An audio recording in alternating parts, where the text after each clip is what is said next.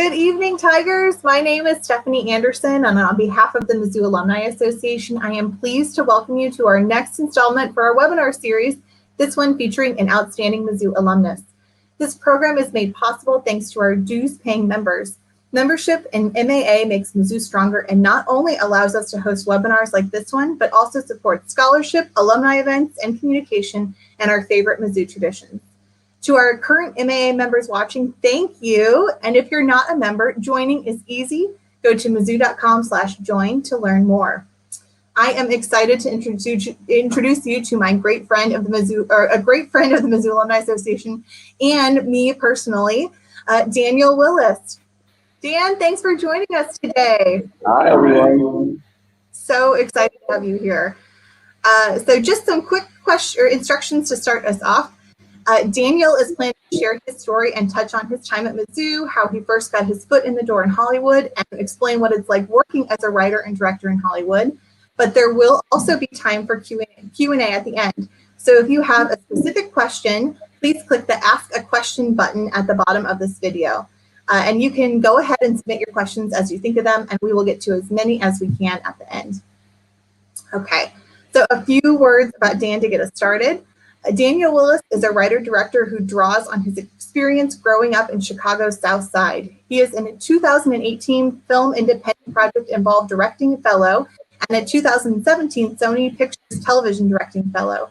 His short films and television projects have screened at festivals around the world, including HBO Short Film Competition at ABFF, the LA Film Festival, and Chicago International Television Festival, just to name a few. Daniel has also experienced directing TV, including episodes of NBC's The Blacklist and ABC's Grey's Anatomy. He's also served as story editor for two Lena White produced comedy series, 20s and Boomerang. And Danielle will next direct a season 3 episode of ABC's The Rookie, which I think you just wrapped up yesterday. Dan is a 2008 Mizzou English grad with a minor in film studies. As a student, he was involved on campus with Summer Welcome, which is how we met. Dan, I am so happy to be able to talk with you today. Thanks for having me. It's great to be here. It is so fun. So let's start off by talking about your time at Mizzou. Look, here's a photo of us from college. So fun. And wait, before we get into it, I want to show my sweatshirt. I can't see it in the frame, but I just want to let everybody know I'm representing. You are dressed in black and gold. I love it. Ready for the occasion. So I know you are originally from the South Side of Chicago. What drew you to Mizzou? And then talk a little bit about your experiences on campus. Yeah, I was. I went to a school called Kenwood Academy in Chicago. I was the editor of our newspaper there. And one day, my high school English teacher said, "Hey, so if you're interested in journalism, you should go talk to the person from the University of Missouri." I was like, "Where's that?" And as it turns out, there was someone visiting our school, an admissions representative. That's kind of foreshadowing of my story a little bit. And I went down there and I talked to her about the school and I showed her my transcripts and she said, "Hey, you'll probably get in. You should apply." And I did, and that was it. That was one of 2 schools I applied to. I never really considered the other school at all, and I knew by the September of my senior year where I was going to be. You were destined to be a Tiger. So then, once you got here, what were some of the things that you did on campus? Well, I quickly learned that a big part of journalism is asking people questions, and I didn't like doing that. So I realized very, very soon that journalism probably wasn't in my future. But what was great about it is that, I was in a bunch of different classes, so I got exposed to a lot of different things. And that's where I really got my first interest in the arts. I took acting for non-majors, which was just kind of a paradigm shifting class for me. It kind of brought me out of my shell a little bit and it exposed me to plays and theater and things that I really hadn't interacted with a lot. So I got involved in that, and then I started hanging out over by the theater department, made some friends over there. I somehow auditioned for a play, which, I read the play and I thought it was fantastic. I was like, okay, I would love to have like a small part in this play. And I went and I auditioned and I got the lead male role. And I immediately went to the director, who was Dr. Clyde Ruffin, who used to run the program at the time. And I said, hey, I got to quit. There's no way I can do this. I had no intention of actually getting a part. And he convinced me to see it through. And I was able to remember all the lines, as it turned out. But that kind of started me in this kind of path of, like telling stories and trying to communicate with people through art. That's awesome. That's fantastic. And I know, so I mentioned before that how we met was through Summer Welcome. I know we've got some fun photos we can throw up there of some of our time. Good times. Yeah, a really great time. So many fun memories and opportunities through that too. Was there anything from Summer Welcome in particular that you feel like you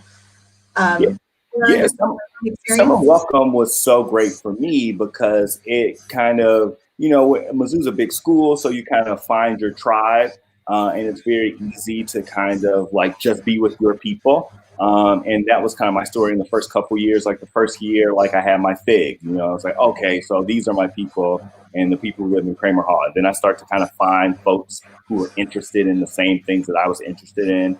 But Summer Welcome kind of had me cross with people who I hadn't met and might not have met. And we became friends and we kept in contact all these years.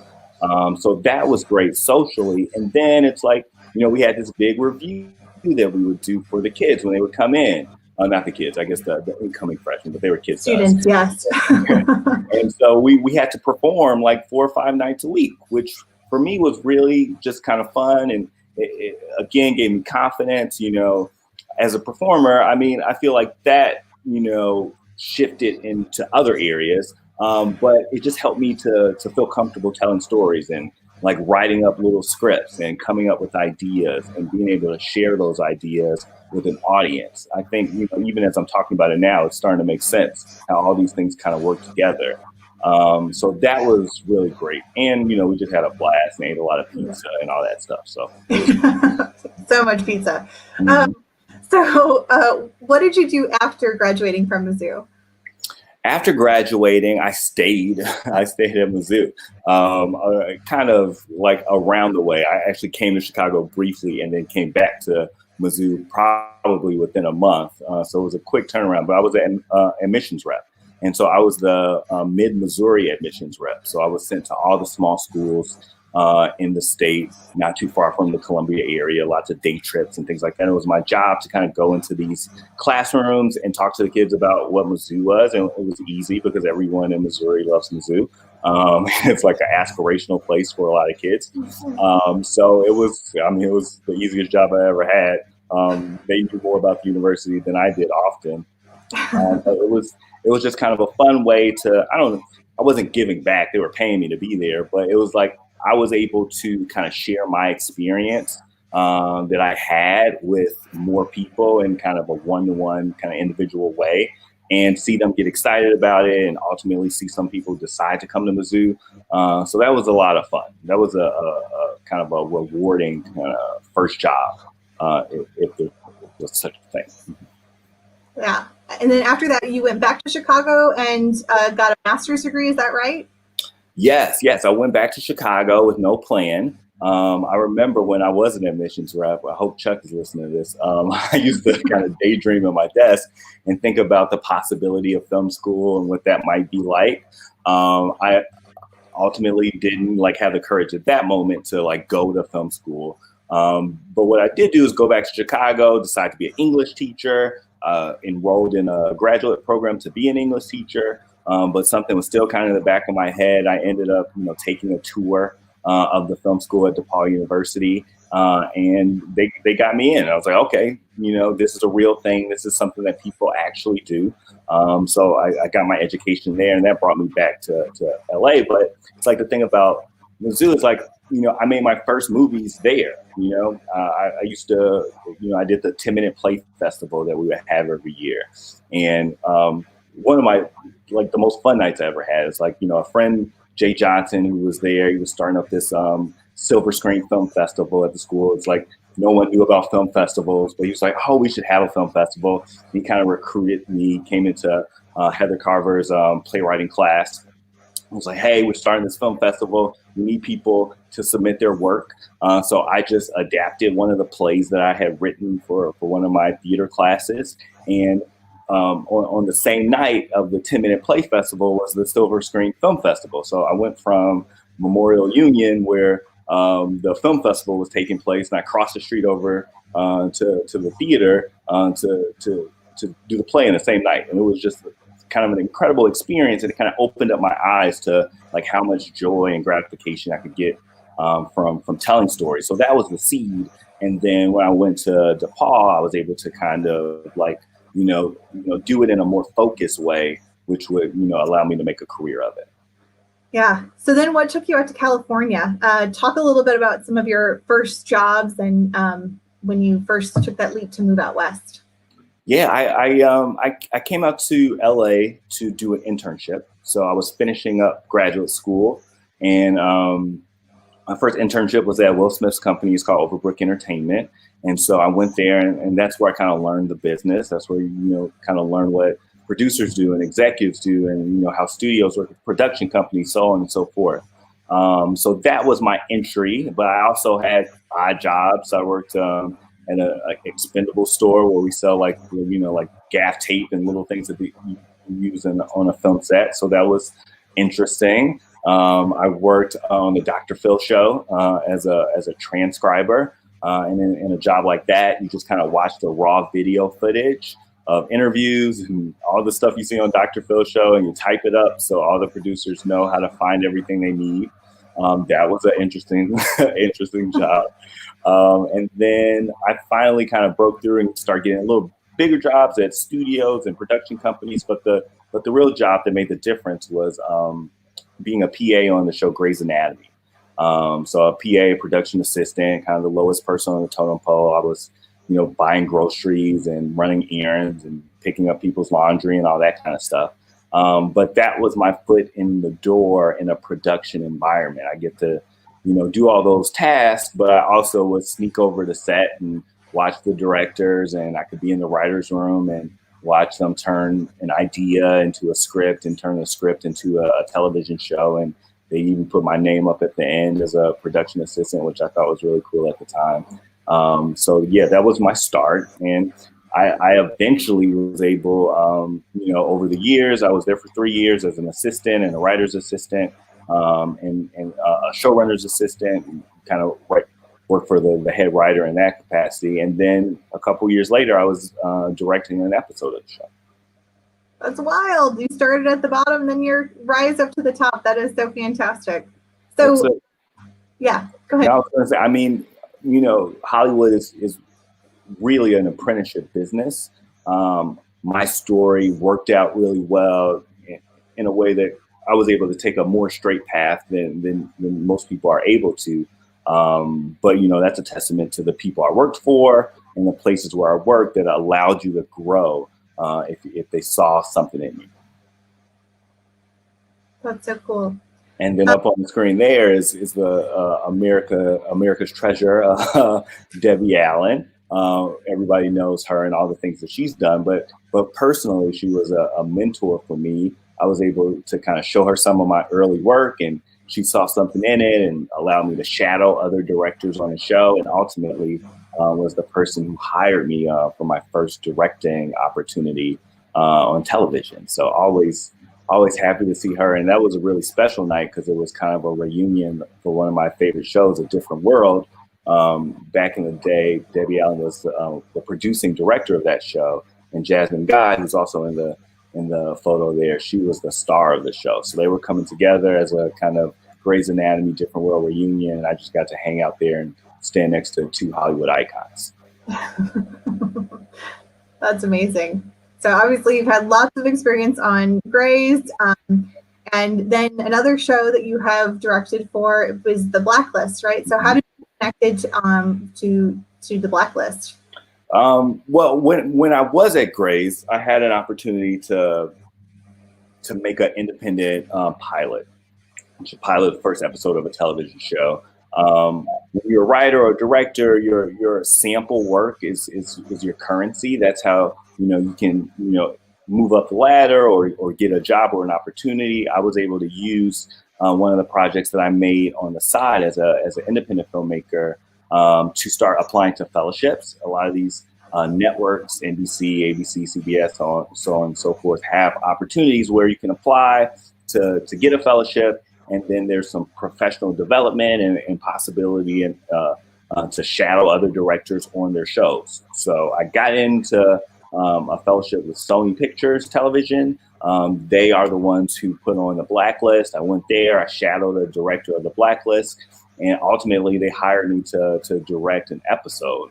The picture there was actually my third episode of the Blacklist, which turned out to be the 150th episode of the series. So that was pretty special to be there as the crew celebrated a huge achievement for them.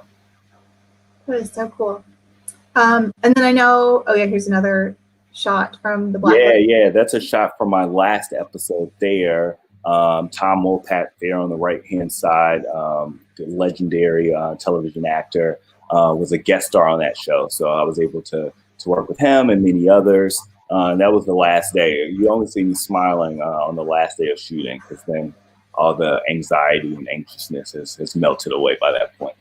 Yeah, absolutely. So I mean, we've been talking about some of your directing, but you're also, as you mentioned, a writer. So talk a little bit about some of the shows you've been in the writers' room for, including some of those Boomerang, right, and some of the other ones on BET. It always goes back to Grey's Anatomy, because when I was there, I was writing samples at my desk. So it's like, you get the coffee and then come back and write a scene, and then you go do the groceries and you come back and write a scene. And those scenes that I was working on turned into scripts, and they turned into things that representatives could send out to other people. Some of my work got into the hands of Lena Waithe, who is a big time Hollywood producer here. And I was hired to work on one of her shows called 20s. And 20s was my first writing opportunity. It was a great experience. We made, I think, a pretty funny show. And that one went well. So they brought me on to work on another show called Boomerang. And that's what that picture is from. So that was from the wrap party of that show. So that was a fun night to kind of celebrate the culmination of that season. I went back to write on season 2 of 20s, which hopefully will be shot sometime in the near future once we get a handle on this pandemic.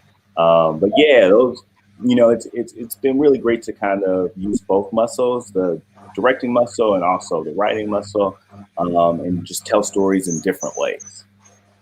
Yeah. Oh, that's so cool.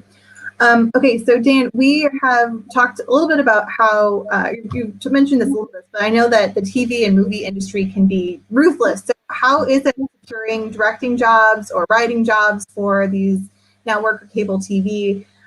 You talked a little bit about this too, that really, if you can get the opportunities, then they might be able to help you move along if you are partnered with the right people. Is that right?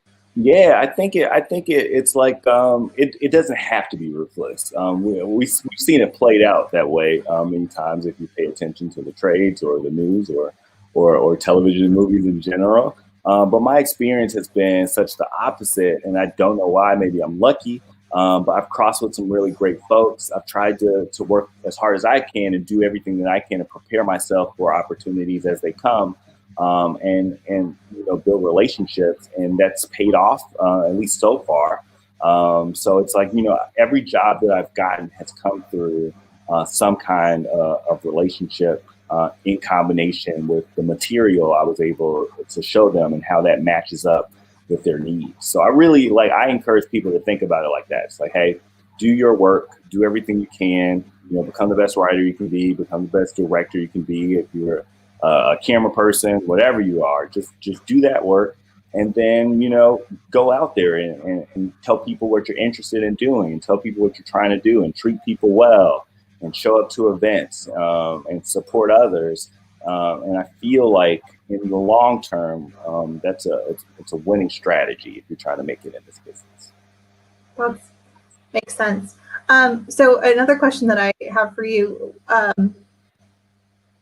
how are you do you get these jobs? You are a freelance director, is that right? Yes. So do they or do you have production companies that you work with too, or do they reach out to you for each of these episodes?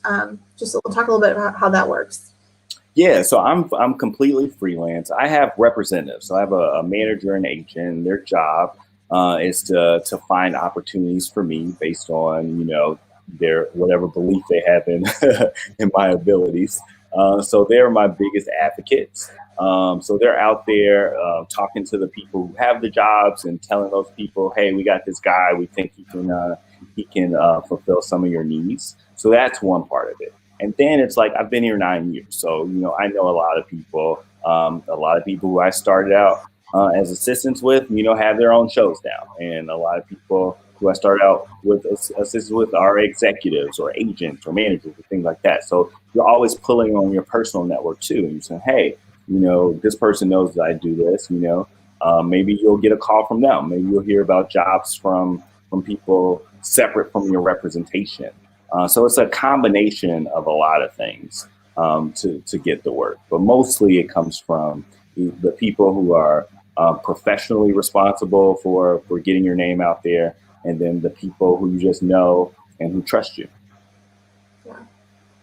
Okay, so we've talked a bit about your experience in network TV, but I also know that you are an independent TV and filmmaker. So talk a little bit about your experiences from the indie side of the business.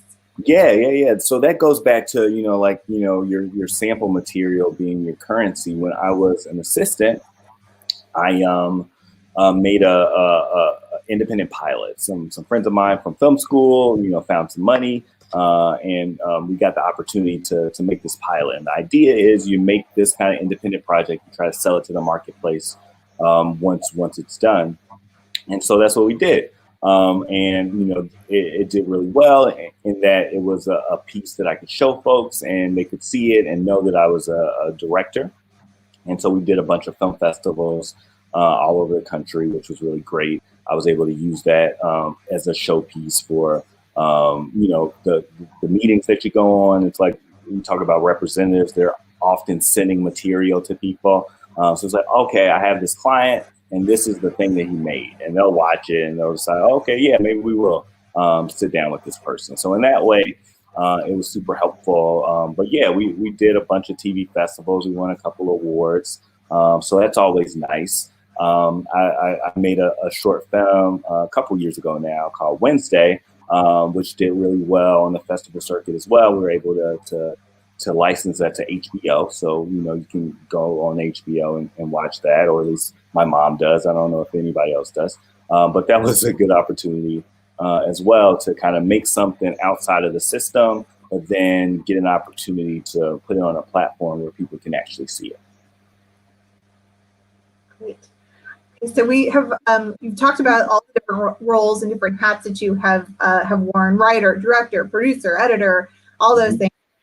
Talk a little bit about each of those roles and what they actually do, and then what's your favorite hat to wear? And well, it starts with the writing. I mean, that one is pretty clear. It's like the person who comes up with the idea, and not only comes up with the idea but executes the idea. So that's the biggest part of it. Just kind of seeing it through to completion, and then the director is responsible for telling that story. So it's like you're pulling together all the things you need to tell the story. So you're finding all the professional department heads, like your costume designer and your wardrobe person, your hair and makeup people, your stunt coordinators, all those people. You're kind of putting together a team in concert with the producers, who are more the nuts and bolts people in the relationship, to be able to kind of put what's on the script up on the screen through production. And then editors, take all those raw materials, all the shots that you shot on production, and they're the ones who basically put the finishing touches on the story that the writer initially came up with. So those are your kind of key creative partners. It's like a bunch of important people who I didn't mention in there. You got your director of photography, who's essential because they're the ones in charge of filming the whole thing. You have your actors who are, of course, essential because they are they're the people that we see and they're the people we empathize with through their characters. But the great thing about film and television, I believe, is just all of the collaboration that's so natural to the medium. I always tell people it's like if you want to be like the singular genius, go off and write a novel or paint a picture or something like that. But if you want to be a filmmaker, if you want to make television, you got to learn how to work with others. If you want to do it really well, you got to work well with others and bring the best out of them to serve the story you're trying to tell. So did you mention what's your favorite hat to wear with all of them, or do you really? Well, I mean, it's so different. If I had to choose one, it would be directing, because that's the one that touches every area, right? Writing, it's like the end result is really great. The process is very difficult. I love every aspect of directing, from like when you're prepping all the way through production and into post-production and all that stuff. Writing is great when the script is done. The process for me is very difficult. It's rewarding at the end, but the ride is quite bumpy for me. Yeah. Okay, so talk a little bit about what your current projects that you're working on. I know you just wrapped yesterday an episode of The Rookie, right? Yes. Rookie is a show on ABC about this older gentleman who decides to become a police officer in his mid-40s. It's a funny kind of, it's a funny cop drama, I'll call it. So that was a really great experience. They have a fantastic cast, a fantastic crew. For a visiting director or freelance director in television, you're just kind of the new person every job you go into. And they have an established kind of cast and crew of characters, but they were so welcoming to me and just so nice, and made me feel very comfortable to be able to, be in a leadership role in the production. So that was a very, very pleasant experience. Next up, I'm going to be directing a new show on Freeform that's going to be coming out next year. So I'm pretty excited to do that and work on a show that's not already established. Like I directed a season 15 episode of Grey's Anatomy. So by the time you show up in season 15, they got a pretty good handle on what they're doing over there. So this will be fun for the new show to kind of be involved at its inception, which is really exciting. Yeah. So with the episode of the Rookie, what was it like filming during COVID? What were some of the restrictions and precautions and things you all had to do? I was just saying earlier to someone, I was like, I felt safer on set than I did at a grocery store or while waiting to get takeout or something like that. It's exhaustive. We test 3 times a week. Everyone does.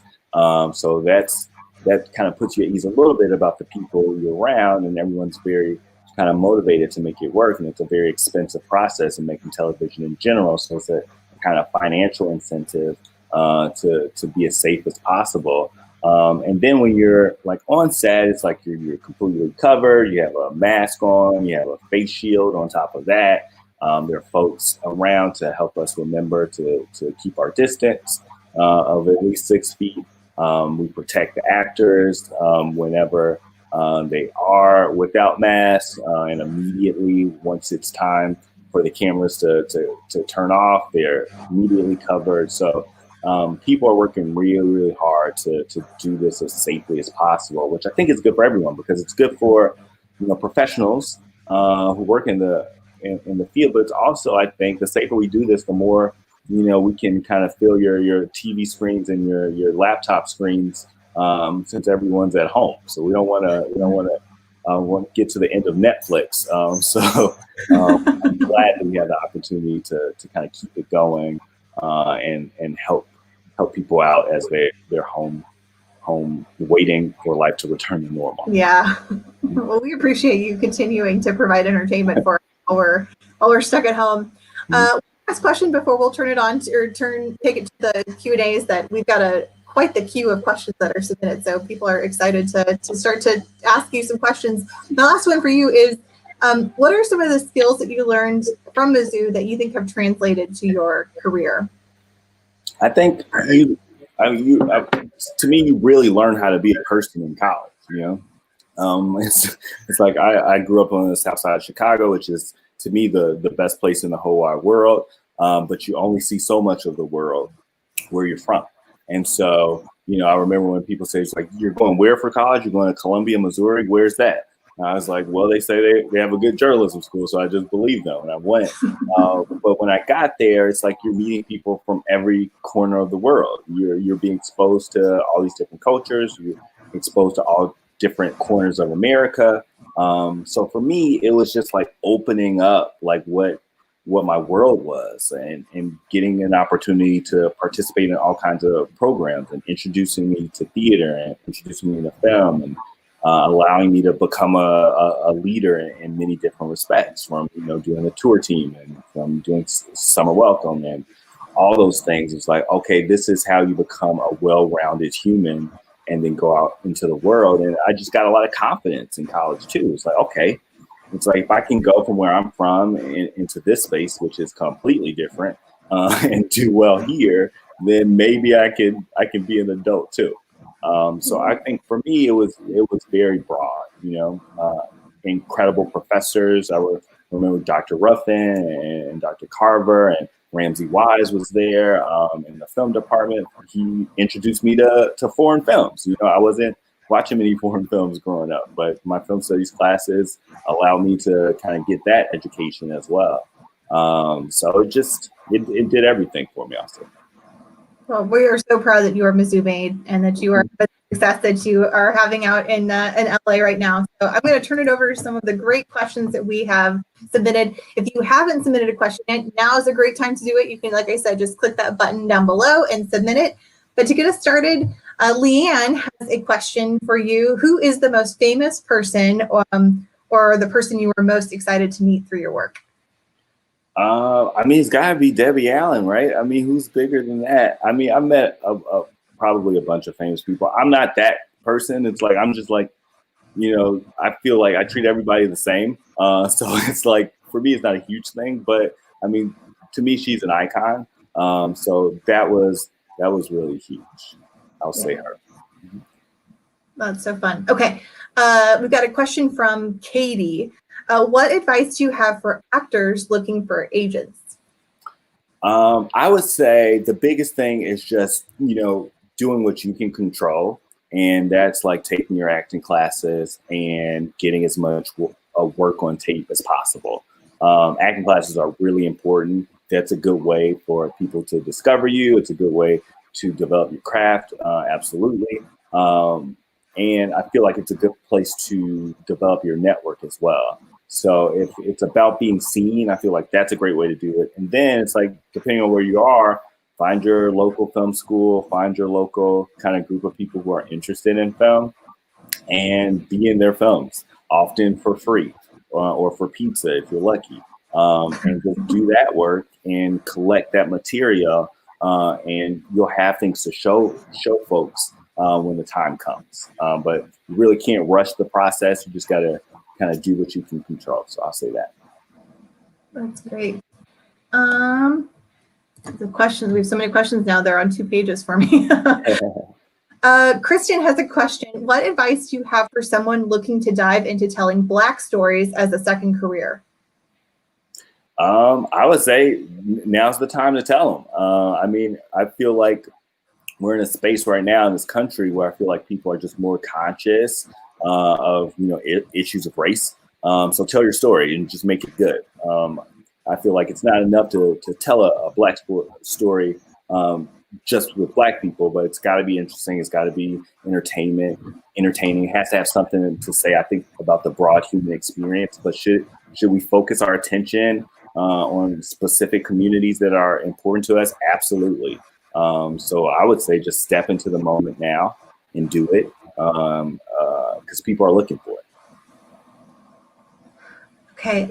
Ramsey wants to know, are you hoping to write and direct a feature film in the future? Sure. Yeah. I just got to get somebody to agree to let me do it. So yeah, that's the hope. I really love television. I love doing the work of directing and writing, television is a great place to do that. Film is a longer, slower process. So like TV is great because I get to, be on, several shows in a year and actually like be on set and, touch the equipment and do the work. Film is part of my kind of longer career goal arc, I would say. Okay. Another question. It says, we've got one over here. Thanks for the great information. What would you say to the 11-year-old writer who wants to be a TV writer producer someday? And she's sitting right next to that person on the couch right now watching. So what would I say to an 11-year-old? Uh-huh. I would say you're in the best position of all because you got a lot of time ahead of you. And if you know what you want to do at 11, then I'm really jealous. So what I would say is, start doing the work right now. Start writing short films. Start using your parents or older sibling's cell phone to shoot those things, because that's something I didn't have access to even when I was a college student, because it's like, we didn't have iPhones until we were almost out of college, so it's like you have all the tools with you right now to just get started. I remember I wasn't supposed to do this, but when I was a work study student, I was working at KVIA, which was, right at the top of Jesse Hall back in the day. And, I only had to talk on the radio like once an hour, but I would just be making little short films while I was in there. I just set up the camera and pretend to be a DJ or whatever it was. And I feel like that just started me in the process of like accepting my creativity. And that made all the difference. So just start now, just do it. You don't have to it doesn't have to be great. It doesn't even have to be good. You just have to kind of start the process.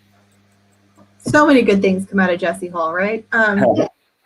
Okay, I've got a question from Catherine.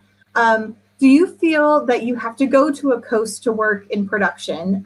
She is currently working in Kansas City and looking to get into documentary film. No, I don't think you need to necessarily move to work in production. There's production a lot of places. There are hubs now in Atlanta. There's hubs in in Vancouver and Toronto, all over the North America. You just have to seek out the people who are doing what you want to be doing. That's a big part. So I would say that. Now, ultimately, if you want to make television or you want to make films, like Hollywood productions, it's like it's great to be in LA. I think right now in this moment, truly everything is virtual, so it probably doesn't help you to move right now. I would say, take advantage of everything you have access to locally, and once you kind of hit your cap wherever you are, be it, Kansas City or Nebraska or Florida or whatever, then that's the time to move, unless you just want to be here. If you want to be here, come on out. People come every day. Okay. We have a question from Jackie. Who are people or networks you would love to work with in the future? At the top, networks are easier. FX. I feel like some of the best shows on TV are on FX. I love that network. HBO is incredible. I love what they're doing over there. Those are probably at the very top. People, I love just working with all people. So I feel like anyone who wants to work with me, I'm willing to work with them for sure. Okay, here is a question from Jeff. He writes, I am also from the south side of Chicago and graduated from Mizzou this past May. What advice would you give to an aspiring screenwriter that enters contests and works on their craft but has zero connections? Well, I think you start off with some good things. So it's like, okay, working on your craft is the most important thing. Getting your work seen is really important. If you don't have a lot of connections, then the contest route is a good route. There are lots of reputable contests. There are a lot of not reputable contests. So research is really important. You can get all kind of film or reviews of different competitions. There are really big competitions like the Nichols Fellowship, for instance. Like that's one of the most prestigious in the world. if it's connected to a big reputable film festival like the Sundance Film Festival or Tribeca or South by Southwest, those are ones you can trust. But yeah, going that route is a really good way to do it. I would also say get in a writers group. If you're back in Chicago, there's no shortage of would-be screenwriters in any given big city or small city for that matter. Find people who are doing the same thing that you want to do and read their work and have them read yours, and you'll get better and you'll start to do a little bit better in those competitions, and your connections will grow quite naturally. So I would say just kind of focus again on what you can do, which is like do the work of becoming a better writer, and the rest of the stuff is gonna work itself out, I believe. Great advice. Okay, I have a question from Amaya. If you want to be a producer or editor, do you need to have a portfolio? Yes, everybody needs to have a portfolio. Editors are easier because you can put together a reel of all the work that you've edited. So that's pretty simple. You probably have that already. If not all together, it's something you can cull together pretty easily. Producers, same. Most producers have a reel of films or projects that they've produced, and it's just it's something that legitimizes your claim, basically. We work in a business where a lot of people, say what they want to be and say what they think they are, and that's great. I feel like if you want to be a director, say you're a director, but there's going to be follow-up. So you got to be able to show people the work that you've done. So having a reel is super important, no matter where you're. And if you're a writer, they want to see not one script, but two scripts. So just have that ready, and it'll help you a great deal for sure. Okay, so Brooke has a question. Did you look at any other, or do you look at any other directors for inspiration for your own work? And if so, who are some of those directors? Oh yeah, I love Chris Nolan. I love Spike Lee. I love Darren Aronofsky. The list goes on and on. So many. Ava DuVernay is fantastic. Just so many. I'm inspired by everything I see, whether I like it or not. I'll watch a movie that I don't like very much, and I'll say, well, why don't I like that movie? Like, what's not landing for me? So that's really important, I feel like, to study the people you like and pay attention to what you don't like about things and try to figure that out. I think that will help develop your taste, which is really important, because when you do start to work and get opportunities, your taste is what you really trust, what you have to trust, to know that you're going in the right direction. Okay, here's somebody who says that they are a former classmate of yours from Professor Okuono. Does that sound? Well, from which professor? From Professor Okoono's class. Does that? Okonkwo, Dr. Okonkwo. Okonkwo, sorry. But we took African American literature together. Okay, so mysterious who it is, but they want to know: have you ever used former classmates or colleagues in your work, or referred to them to others in the industry? Oh yeah. It's great. I mean, I've worked with a bunch of people who I went to Mizzou with. Alex Trumbull. We were theater students together. I put him in my first ever short film, and now he's out here working. He does soap operas. He does a bunch of different shows and things like that. We still talk.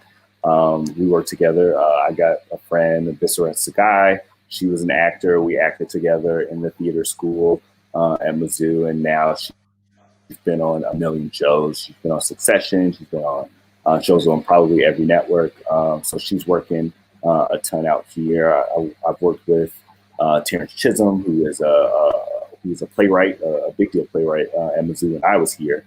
And we worked together on Boomerang together as staff writers at the same time. So there is a great network of people who come from Mizzou who are working in the industry, and we try to help each other. We try to, exchange notes and share advice with each other. And if there's an opportunity to help each other. Andy Cohen, another one. The great thing about Andy is, he's doing really well. He gets a lot of guest star jobs. I was directing an episode of Grey's Anatomy. he was in an episode of Grey's Anatomy that was shooting at the same time, so 2 crews. So we just kind of were like ships passing in the night. I was hoping he would be in my episode, but it just didn't work out that way. But it was so great to see people from the zoo doing well, having followed their dreams and achieve them. I remember a great story is when I first got here, we were like at this bar, like, you know, for a Mizzou watch party. I forget what it was. It was at least a bowl game, so we were very excited. And you know, it was my group of friends and a bunch of Mizzou people. And a commercial came on, and Andy was in the commercial. And it was like I'm standing next to a person who I'm watching on television right now in a commercial, and we're around all of our Mizzou family watching the Mizzou game. It was really cool. Awesome. Okay, so we've got Gwen. And just to clarify, she said you were not a journalism major. Your degree is actually in English, right? And but you have a minor in film studies from Mizzou, is that right? Yes. Okay, so it says, tell us about how you experienced the film studies department, and because I think her daughter's considering coming here and wanting to study that. Well, I was there. Well, you should know I was there many years ago. We won't say how many. No, you know how many years ago. But it was great. Ramsey Wise was basically the whole film department back then. And, you know, I took classes with him. Back then, this independent filmmaker and instructor, Chip Rivera, was there. And there was just a little bit of production. But it was mostly about, like, just learning film history, which is really important. There are too many people who don't know a lot about cinema history who work in cinema, which is a shame. But it was really great to just kind of get grounded in the classics and foreign films. I took one class at Mizzou that was all about films about the Holocaust. And so it was just a whole semester of watching like really kind of challenging and depressing material. But it's like, that's a part of my like kind of personal film canon right now. It's like, those are the kind of films that shaped my taste and my understanding of telling screen stories. So I had a really great experience. A lot of that stuff, it's like you can even do more outside of the classroom, which I really encourage people to do. It's like watch as many films as possible. You know, track all the films that you watch. I'm a little obsessive about how I track my film watching. But it's important because these are references that you can use for the rest of your career. And, you know, it makes you sound smart at cocktail parties too. So how do you track your film watching? There's this great app called Letterboxd, and this is going to turn into a Letterboxd commercial. And basically, it's like this huge database, and you can go through and you can, like, you know, click on all the movies that you watched, and it creates like this list, this master list. And you know, every day you watch a movie, you can kind of keep a diary for the year. So at the end of the year, you say, "Oh, I watched 100 movies," or whatever it is. And then you can even break it down. It's like, "Oh, this is how many movies I've watched that are directed by women. These are how many movies I've watched that are from Switzerland." You know, whatever it is. So it's like really incredible. So definitely dissect the data down. Cool. Exactly. So if you're a film nerd, this is your heaven.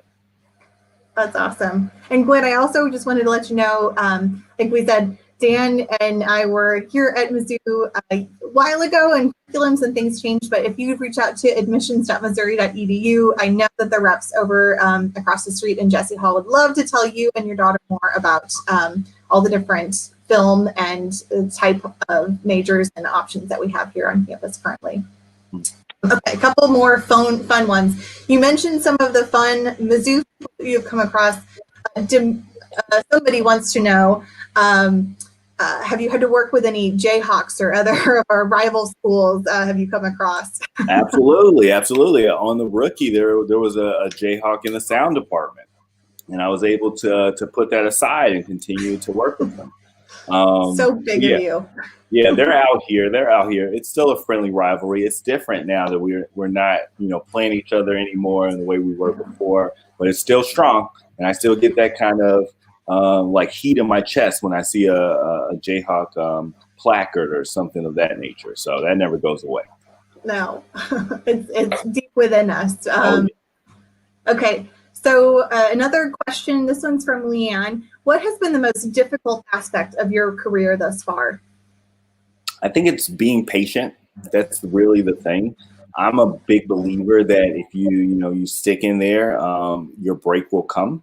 But I feel like we have a tendency to kind of compare ourselves to others. Just in general, this is just for any job. I feel like, but like in highly competitive fields, it's tough to wait your turn, and just be patient with where you are and acknowledge the growth that you're having, and just taking it one step at a time. So for me, it's about constantly reminding myself, it's like, hey, you're doing the best that you can, or challenge myself to do a little bit better if I can do better, but not look around too much and not compare the opportunities that I've gotten to other people's opportunities, not kind of expect to be in a further place than I am, but just kind of follow the path and do the work, and get to where you're supposed to be. Okay, I think I've got a couple more questions and then we will wrap up. A question from Erica. Are any of your stories based off of people you know, or do you create characters from scratch primarily? No, I mean, I think we're influenced by everything. So I haven't created stories about people that I know in particular, but definitely been influenced by friends or family members or people who I've met along the way. I think it's impossible to come up with things that are completely separate from our experience. So you want to be careful with the things that you include in your stories, because you want to be sensitive to the people you come across. But I think you definitely will have remnants of your past show up in your work for sure. Okay, we've got a question for Brooke, and I think you've touched on this a little bit, but if there's anything else you want to add. Brooke says, I love film so much, but I'm still in high school. Is there anything I should do right now to better my chances in the future? I'd say just watch as many films as you can. It's like if you love film, just keep watching and start making things, and just do it a little at a time, and get on YouTube, and if there's any question that you have, I'm sure YouTube has the answer, and just start the process of watching as much as you can, but then turning yourself into a maker and not just a watcher.